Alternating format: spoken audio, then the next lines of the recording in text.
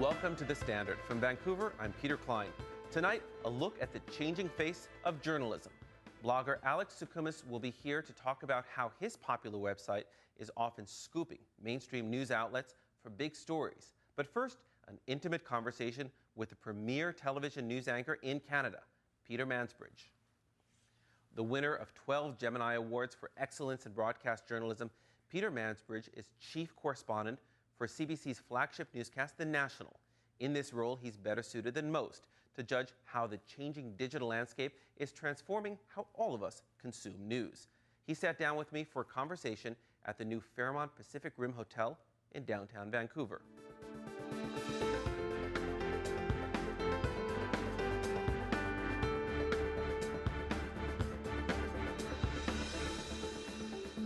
Peter, thank you very much for joining us, for sitting down with us. And if you'd prefer to stand, would you feel more comfortable? What do you think about all the hoopla about you standing? I look back, I moved here recently from the US, but I would watch you on Newsnight, which we had in New York. And you used to do interviews standing 5 years ago, 10 years ago. Yeah. No, I try to point to programs that I've done over time where I'm standing, and they're always the big historic programs, standing at the Berlin Wall with it coming down behind me, standing in Ottawa on, election nights or big leadership conventions or what have you. So, I mean, for us, it wasn't anything new. Obviously, for some of the commentators, they had a little mileage out of it, but viewers didn't. I got very little mail from viewers. Good or bad about it? Just about the standing issue. It didn't seem to have an impact on them at all. Other things did have an impact on them, some of the moving graphics in the background. Did people like that? Well, the comments we got weren't, particularly flattering on some of the stuff on the moving background, and we've toned that down. There's still a moving background, but there was like too much going on, and it was distracting for some people. Were people saying that it was more of an American sort of hyped sensibility in terms of the aesthetics? There was some of that, not a lot of it. I mean, I've always kind of rejected that. I mean, they used that on the standing thing because Wolf Blitzer stands. Well, I mean, the BBC's been standing for years on some of their programs, and as you noted, so have I. But it's like, well, if you're really going to take that theory, well, then did we all copy whoever was first in the sitting? Nobody said there was anything wrong with that. So it's crazy. And, I do some of it standing, some of it sitting. I sit for the longer interviews and I sit for panel discussions and that kind of thing. But it's, over time, I think people got used to it. But overall, you're happy with the makeover at CBC? Yeah. No, I mean, the important stuff that we've done isn't the visual look of the program. It's the other things. I mean, I spend a lot of my day now doing a shortened version of the National for mobiles and handhelds. And there's been tremendous reaction to that, and that's what we're really trying to accomplish through this is broaden the base of our audience. The people who watch the program online or in their handhelds don't watch it on television. They don't watch television anymore. So, and especially younger people, and we're trying to move into that market. Well, it's interesting that this move was made, certainly stated to try to attract younger viewers. And frankly, I know quite a few younger viewers in their 20s and 30s who watch your show very regularly. That attempt was made in the US a couple of years ago when Katie Couric came, and I was there for that whole transformation. And I think a lot of people, the US networks, have sort of given up on that and said, look, we do what we do well. We have our demographic of, skewing 55 and up. But frankly, that cohort of people is growing. The baby boomers who like the traditional guy sitting behind the desk and telling you the news is growing. So why don't we just put our money into that? And you look at NBC, NBC's ratings are growing.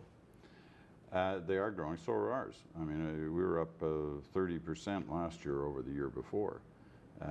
This year, as you know, they've changed the way these numbers are calculated, which initially didn't help us very much at all because it took our traditional demographic out of the mix in terms of the proportion it used to be in, which is older, more affluent, and better educated. Those are the ones that sort of peak for us. And that didn't help. We took a hit. Since we went through the changes on air, our numbers are up. I don't know what the actual figure is, but about 15 to 20%, somewhere in that range. So that's good. Look, I mean, at heart, people don't tune in to see whether I'm sitting or standing or the graphics are jumping up and down or not. They tune in for the news and the journalism. The point, though, is that it's more than just the quality of the journalism, it's the habits. The New York Times does very good journalism, but young people don't go out and buy the New York Times, right? Exactly. It's the patterns of how they access that journalism that's changing. If we sit still, we're convinced we're dead, generally. And the publisher of the New York Times doesn't think there'll be a copy that you'll hold in your hand in 10 years. Right. You know, he must know something. And so, you know, they're trying to adapt. And we're trying to adapt. It's, you know, the landscape of television news has changed considerably. And, you know, Brian Williams at NBC is a friend of mine, and we got a lot of time for each other. But his numbers aren't anywhere near the numbers they had 10 years ago, and he knows that. Sure. They've had a good run lately, perhaps because of changes at the other networks, but nevertheless, and the other networks good for them. I mean, ABC just recently announced, David Weston, the president of ABC, announced a 25% cut in the news staff. CBS just laid off a whole bunch of my friends. And both of them were, and NBC, their move and their fascination now is with the digital. Right. And, you know, that's the same for us. You were pretty outspoken about when commercials were first introduced.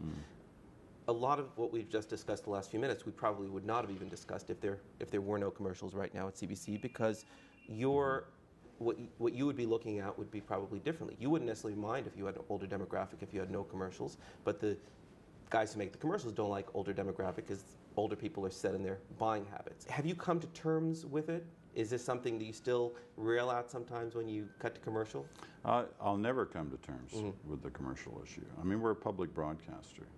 You know, surely there's some land that's sacred within our operation, and I would argue, obviously, that it's news.